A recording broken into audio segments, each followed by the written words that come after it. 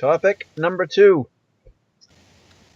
Where in marketing of products does all care go out the window?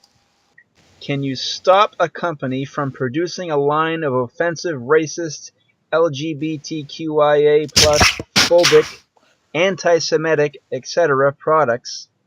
When does that intrude upon their right to, or at least in the US, freedom of speech? That's an interesting one. I mean, we're quite, in Britain, compared to most places in Europe, we're quite highly legislated. We've seen, you can get adverts for soap powder in France with women with no clothes on. I mean, certainly a few years ago you could. Britain's quite well legislated on that. We've got a body that does prevent anything offensive, and quite often adverts are changed or completely removed because they're found to have broke some rule. It's a difficult one because marketing is nothing to do with freedom of speech. Marketing is designed to do the opposite of freedom of speech. It's designed to guide people to do a certain thing.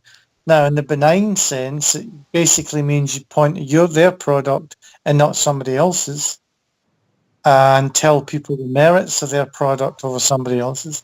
At its more sinister, it can just be a bunch of lies. So it's interesting. I mean, how much can we legislate? Well, the best example is the internet, isn't it? Because that is one of the best examples of the limits and differences. Many, many people gone about, we're going to stop you doing this, we're going to control people. Our government's forever pointing at Facebook and Google and Twitter and stamping their feet and saying, we'll warn you one more time. But the point is, these things don't exist in any one country. If you want to show something that's illegal in your country, like the Chinese, they built a Chinese wall, ironically enough. So they put that up. But of course, people in China can still get through to it by going to a different place where the servers aren't based in China. So you see, you've got material you're not allowed to sell in the UK, but you can get it online because the servers and supplies are in, say, Germany, where it isn't illegal. It happens a lot with drugs, unfortunately, slimming pills and that sort of thing. To what extent we prevent companies doing that? Well, that gets quite philosophical because the whole of capitalism, let's take the biggest hypocrisy of capitalism in the world, cigarettes. Almost every government in the world legislates against cigarettes like the mosquitoes. But they aren't. They're manufactured in plants in the same countries that are banning them by the thousand. So what did that say? Nicotine, that's the addictive part of cigarettes, is not a natural part of the tobacco plant. They add it to the cigarette when they manufacture it. Everybody knows this. Cigarettes cause horrible illnesses. They're highly addictive. And yet, we still allow companies to manufacture and sell cigarettes because they say it's a freedom of choice. But is it? If something's chemically addictive, how can it be a freedom of choice? So that is a very sensitive area in our civilization, and it's one of those look the other way things we do as a sort of compartmentalization we do. And that's the best example I can think of to sum that up. Why do we treat cigarettes the way we do? V, I'm trying to find the t-shirt post. Oh, which t-shirt post? Because there were many. Yes, I know. At least one of them. I was going through that shop for like 2.5 hours. At least writing one. in all kinds of slurs. And I remember that. There was something online a little while ago about a lot of sexist T-shirts they had that somebody did. In fact, some of them got as far as Tesco's where Agnes worked, and they were asked to remove something. I can't remember. It said something. It was kind of odd. It said something about periods or something like that. It was a bit odd. God knows how it became a T-shirt, but it did get asked to get removed. So... But it's interesting, isn't it? But then one person's jokes, another... I mean, they were selling T-shirts with a big arrow that women were wearing, with a big red arrow pointing down to their crotch that basically said, Trump grabbed me here or something like that, which to anybody, even guys thought that was a bit horrendous. But, these women were wearing them with great pride. So, that kind of thing's a grey but area. I think that's different in a sense than wearing a t-shirt which has the word tranny on it and other horrible slurs. And being Then some people own that word. A lot of transvestites don't mind being called tranny. They certainly didn't in the past. So it's yeah, but it's still it's complicated because only a trans person can reclaim the word, and so it wasn't just that the word itself was on it. It was it was like a sentence, and it was just horrible. And that's just the stuff I looked up. There were T-shirts with Nazi symbols straight and all out kinds of Nazi stuff on it. Where you're how can you not see this? You don't even have that was my point. Now, anywhere in the UK, Europe, most of Europe, generally most of the States, you wouldn't be allowed to wear that. But there probably are places where, I don't know, Africa, where it probably wouldn't even register because they wouldn't know enough to stop it. I mean, the irony is that swastika is actually a Jewish symbol turned on its side, and the Jewish synagogues and places like that had to stop using it. Yeah, I know. But there were also T-shirts with 88 on it. Yeah. Where I'm for me that's a red flag. I'm like, yeah, that's true. But the point I'm making is that you've got to be careful because you're horrendously offended by that. But lots of people wouldn't be. So we have to decide where we draw the line. For example, some people wearing a T-shirt saying, America's been oppressing the Indians for the last... There was a T-shirt I seen in the States, it was quite good, saying the indigenous, the only locals in America who should be allowed to wave a flag of America are American Indians. So what the point is, where do you draw that line? It's not that straightforward. It seems that way. With hate things, it's okay because you're always going to know right away. Anybody doing Nazi stuff is just going to get stopped. But other things, like I said about the symbol, the Jewish people had to stop using that symbol because people were confused. They thought that it was because they've seen it as a swastika the wrong way. But it depends how you look at it. If it's on a tablecloth or something, you just turn it round and you've got a swastika. So it is difficult. It's another one of these things that it's difficult because remember, the flip side is true. If you're oppressing someone, say for example you're oppressing another race of people, you could make any symbols with their flag on it or their religious symbols offensive to your regime. So you could turn around and say, nobody's allowed to wear the Star of David in this particular place because we've decided we don't want people doing that. Nobody's allowed to wear a T-shirt with a Palestinian flag because we'll say that's inciting violence. It works both ways. It can be the oppressors can use the same laws. They could stop the symbol you've got. Say, for example, your yellow background and your blue circle you use for intersect. Some oppressive regime could say that's an offensive symbol. We don't want anybody wearing that. So we have to be careful. If we legislate too stringently, that's not what the whole thing was about in the first place. It was not about people deciding that something is offensive because they decide so. It was the whole thing was about people have used symbols, or symbols are associated with people who have done horrible things. We should not allow this to be around. That's my point, Norvey. If you create a law tomorrow that says that, someone could come along and use that law against you to stop you waving a flag, like the rainbow flag, for example. Someone could say that's offensive to religious groups, and we don't want anybody doing that because we've decided it's offensive. So you have to be careful. We all use have symbols. done that. It's not like it didn't happen.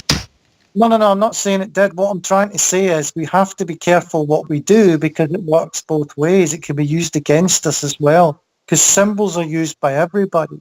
So where there's clear offence and it's illegal, for example, the Nazi swastika, it's fairly straightforward. Most people aren't going to object. But if we make that a law that nobody can print a T-shirt with that on it, say, for example, someone was marching in the last march and they had a sign like a swastika with the red circle and the line through it, which is a symbol, and certainly in America and the UK, for not doing something. Not that. The Ghostbusters symbol, have you seen that? That's the same thing. Somebody could wear that with a swastika because they're anti-Nazi, and someone could get them to stop. So even though it's a good idea to stop these things, it's very complicated to actually do it without running the risk of it being used by oppressive regimes to gain power. They could use the same legislation. And anything with free speech, we have to be careful. Because if we start curtailing the arts, like in the UK at the moment, there's a big push, there's a grime, it's called. It's a form of rap, very street level. And there's a lot of kids were going on dressing up as gang colours and saying terrible things. It was getting onto YouTube. And the government was trying to ban it because they said it couldn't do it. But is it art or is it incitement? Sometimes it's hard to tell. But if governments start having the powers to ban art and performances, we could be in a lot of trouble. That is one of the first things the Nazis did. Remember, we discussed that. Yes. So this is the thing we have. I know when it's personal, you always feel like you want to just stop it dead because it's personal. But sometimes you have to take a step back and realise the legislation you're creating to protect yourself could be used against you or other people in the future. It should be more. But why then did Germany and Austria decide to ban certain Nazi signs and songs and greetings? You know the real answer? They did that. The truth is they did it because it would affect international trade if they didn't. After the Second World War was lost by the Nazis, they had to distance themselves from the Nazis. That's the reason they did it. The morality of it goes without question, but that isn't why governments act. Your government banned Nazi symbols in Austria because they don't want people associating Austria with fascism. That's why they do it. That's not to say it's a bad or good thing, but that was the practical reason they did it, because they had to mend their fences with other nations. I mean, it's very, like we said, symbols are very powerful. People, the Germans were keen to point out, oh, by the way, Hitler wasn't German. You can't blame them. They wanted to distance themselves. But then the Austrians said, well, hang on a minute, you might well have been born here, but it was your country who, if we whipped up into a war, not ours. So this is where, so that was a good thing, not saying it's not, but I'm just saying be careful of confusing morality with politics. It doesn't always work, and that's why we have to be careful. Freedom of speech is under attack at the moment because it's justifiable to do it in a lot of areas. But freedom of speech is an extremely important thing. Freedom in the arts and speech is vital for any democracy, and we should be very... Yeah, and I agree, but with a few freedom of speech does not mean that you can say anything and don't have to face the consequences for it. Like, freedom of speech does mean that your state cannot prosecute you for it, but it doesn't mean that people cannot say that is wrong. That's exactly what I'm saying. That's where we have to be careful, because freedom of speech isn't an excuse for people to be racist and beat each other over the head with.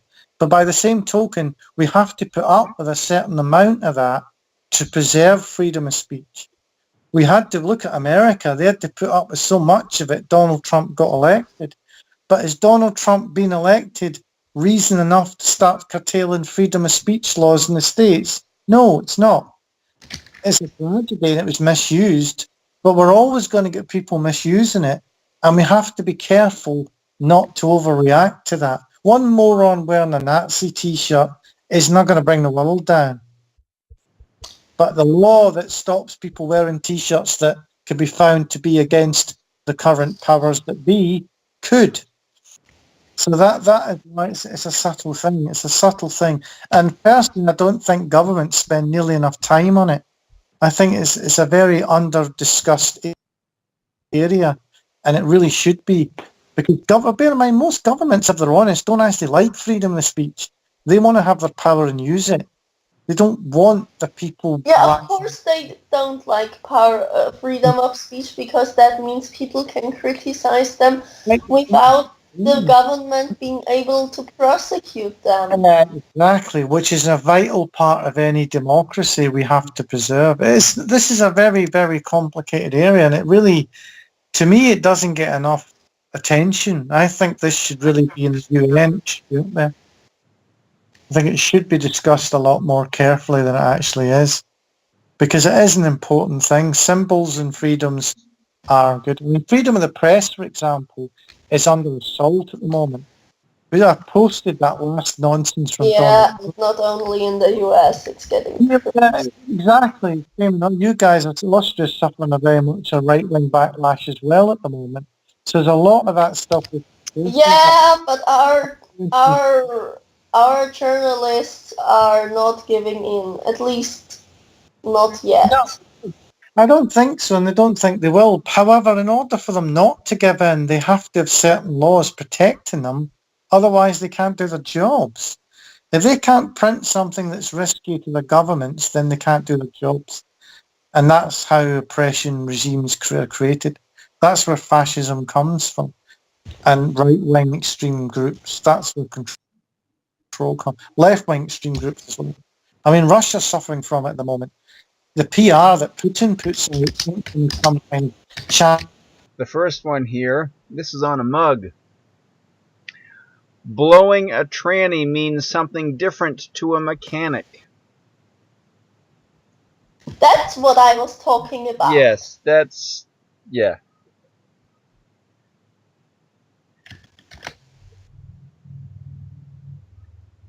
And I did look up other stuff that was really horrible. So, let's see. Let's see what else I can find here. I've got the whole list now, V. You've made a list of that? No, I found the tweet. Oh, you found the thread. Yeah, here we go. Here's something insulting. The Bigfoot is a Nazi hermaphrodite.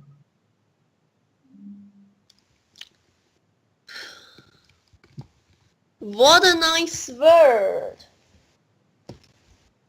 Shayeste, what's up?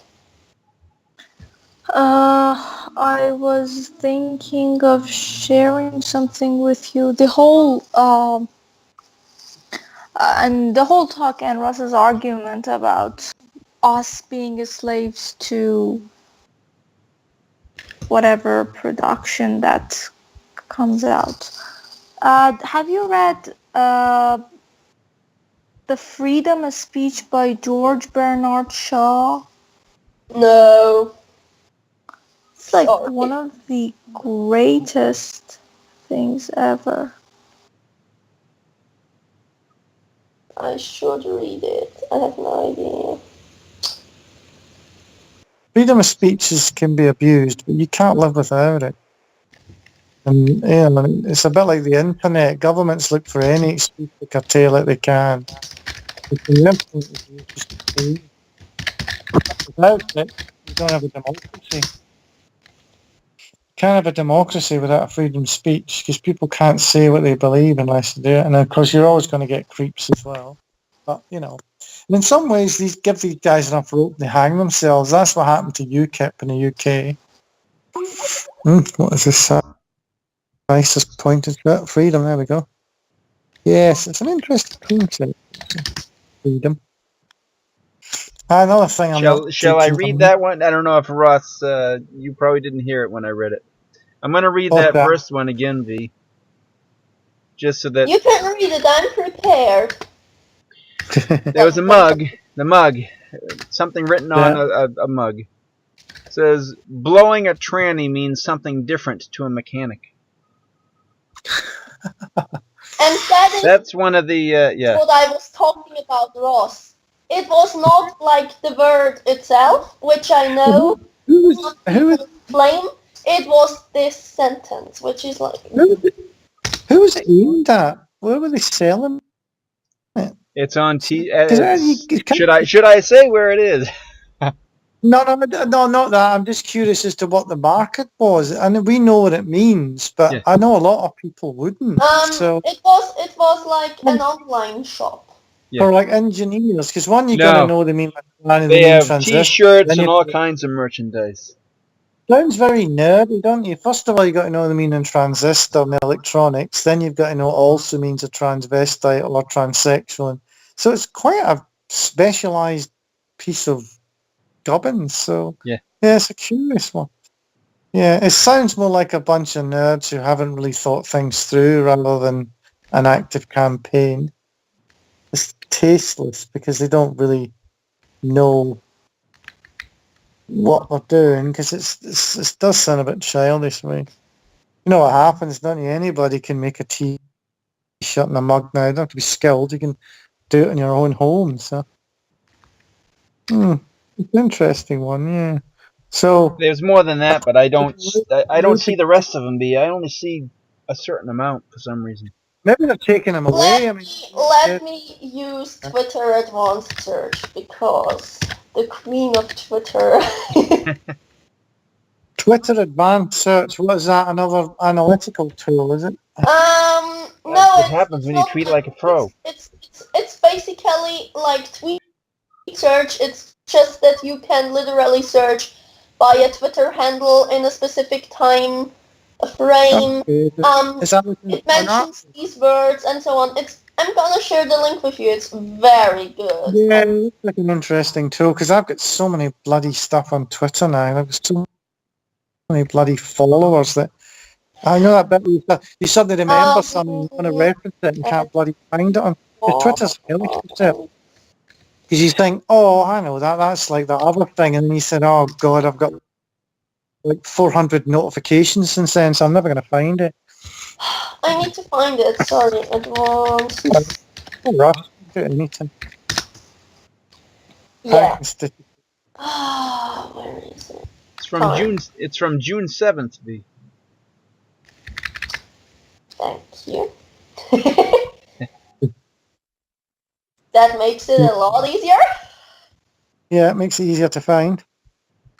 Yeah, because it has like from this date, and then you can. And let's use this word. I think as long as I got the handle right.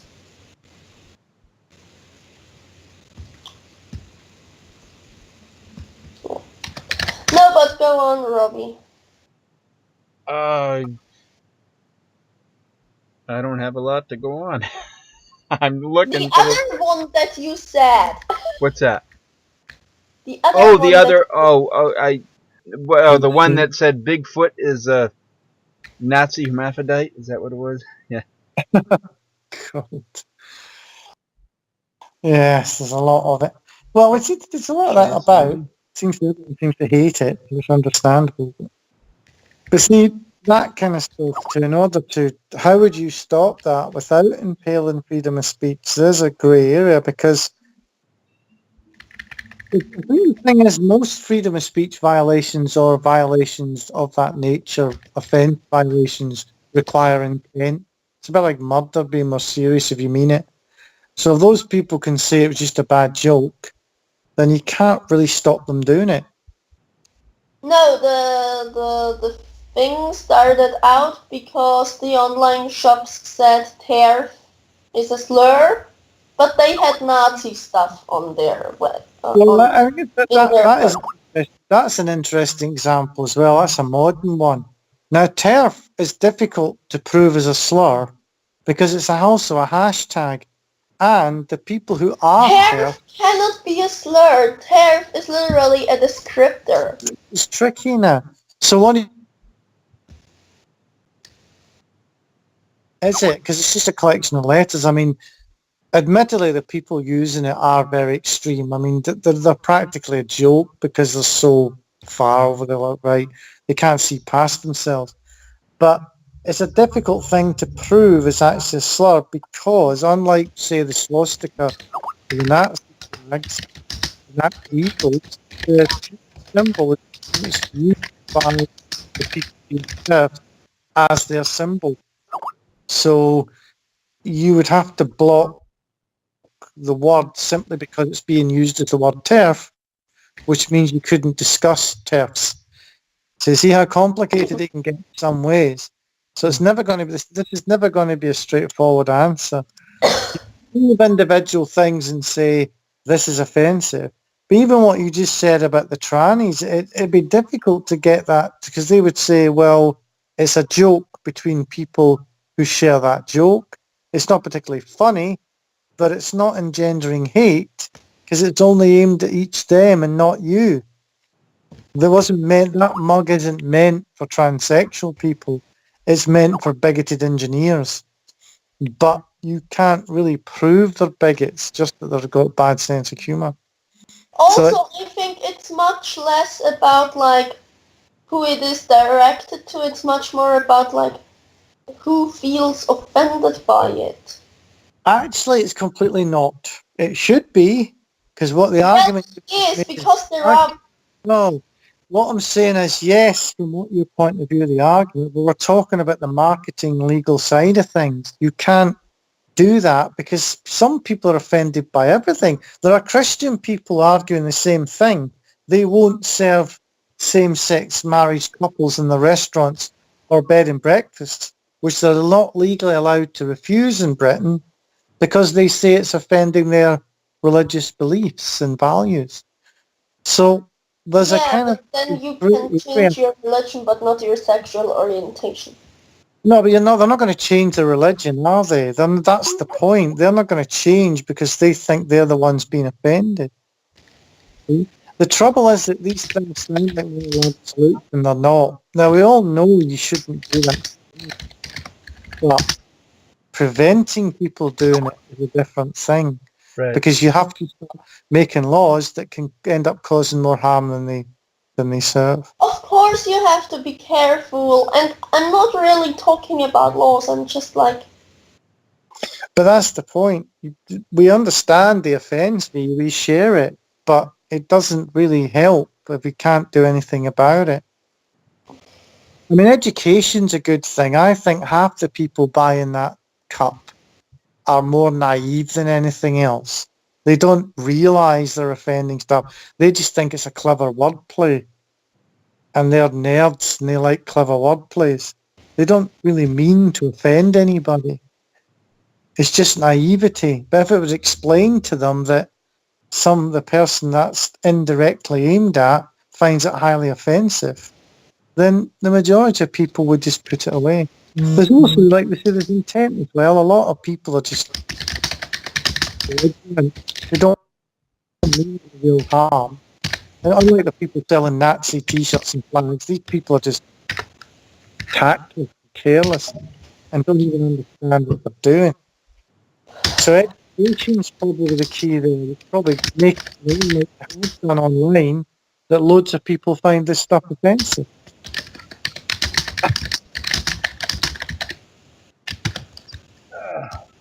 All right. Oh. Shall we go on, or are we finished with this?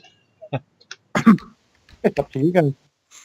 I think we've got something with... I think it's something we could revisit. It's something we need to try and reframe, I think, because it's a good subject, but it's something that people don't discuss enough, particularly in politics, because it is very difficult to frame your argument.